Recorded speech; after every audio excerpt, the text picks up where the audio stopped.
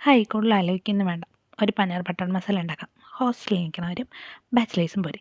Paneer butter, 2 സവാള, 2 തക്കാളി, ഇഞ്ചി വെളുത്തുള്ളി, പട്ട ഗ്രാമ്പു, കുറച്ച് വറ്റൽമുളക്, നമ്മുടെ മസാലപ്പൊടിയില്ലേ, ഗരം മസാലപ്പൊടി, അതും വേണം കേട്ടോ. ഈ സാധനം അറിയാവുന്നവർ കമൻറ്റ് ചെയ്യണേ.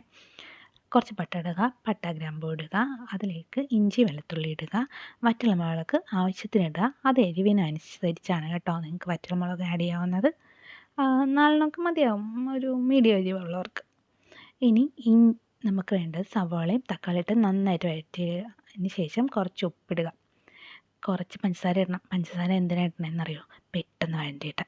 പിന്നെ ഇതൊന്ന് തണുത്തതിന് ശേഷം മിക്സിയിലിട്ട് നന്നായിട്ട് അടിച്ചെടുക്കുക. മിക്സിയിലിട്ടല്ല കേട്ടോ, ജാറിലിട്ട് നന്നായിട്ട് അടിച്ചെടുക്കുക. അത് കഴിഞ്ഞ് കുറച്ചുകൂടെ ബട്ടർ ഇടുക. ഈ മസാല ഇട്ടതിന് ശേഷം ബട്ടർ ഇങ്ങനെ തെളിഞ്ഞ് വരും. അപ്പോൾ കുറച്ച് ഗരം മസാല കൂടി ഇടുക, പനീർ ഇടുക. ട്രൈ ചെയ്ത് നോക്കണേ.